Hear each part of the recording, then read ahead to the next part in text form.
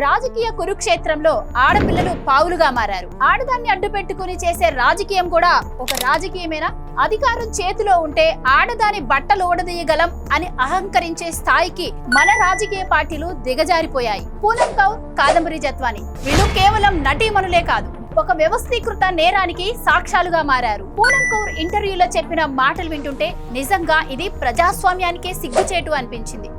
ఏపీలో గత ప్రభుత్వ హయాంలో కడపకు సంబంధించిన కొంతమంది నాయకులు తనను సంప్రదించారని, తమ ప్రత్యర్థి మీద వ్యతిరేకంగా మాట్లాడుతూ ప్రెస్ మీట్ పెట్టాలని తనను అడిగారని, ఒకవేళ వాళ్ళ మాట వినకపోతే తనకు సంబంధించినటువంటి ఫోటోలు, వీడియోలు, న్యూడ్వి ఆన్లైన్లో పెడతామని చెప్పి బెదిరించారని తను చెప్పుకొచ్చింది.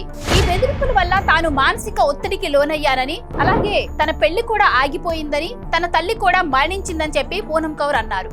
గతంలో మనందరికీ గుర్తుండే ఉంటుంది, ముంబైకి చెందినటువంటి కాదంబరి జత్వాని అనే నటి, ఆమె తల్లిదండ్రులు కూడా ఇదే ఇబ్బందులను ఫేస్ చేశారు. ఇది వ్యక్తిగత కక్ష కాదు, ఇదొక పొలిటికల్ స్ట్రాటజీ.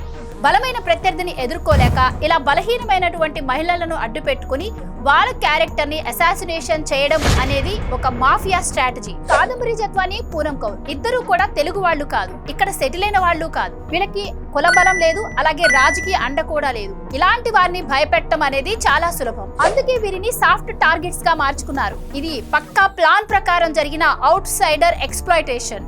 ఇదంతా చూస్తే ఒక ప్రభుత్వం తన ఇంటెలిజెన్స్ ను ప్రత్యర్థుల పనితీరు కనిపెట్టడానికి కాకుండా హీరోయిన్ల బెడ్రూమ్ విషయాలు వాళ్ళని ట్రాప్ చేయడానికే వాడినట్టు అర్థమవుతుంది. మీ అందరికీ ఒక డౌట్ రావచ్చు, కాదంబరి జత్వాని అయినా అలాగే పూనమ్ కౌర్ అయినా ఇప్పుడే ఎందుకు ఈ విషయాన్ని బయట పెట్టారు అని. ఒక బాధితురాలికి భయం పోయి వ్యవస్థల మీద నమ్మకం కలిగినప్పుడే తన గొంతు విప్పగలుగుతుంది. నిన్న కాదంబరి జత్వాని, నేడు పూనమ్ కౌర్, రేపు ఇంకెవరు?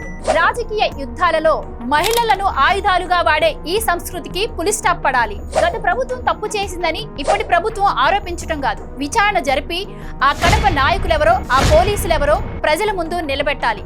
అప్పుడే సామాన్యులకు వ్యవస్థలపై ఒక నమ్మకం కలుగుతుంది.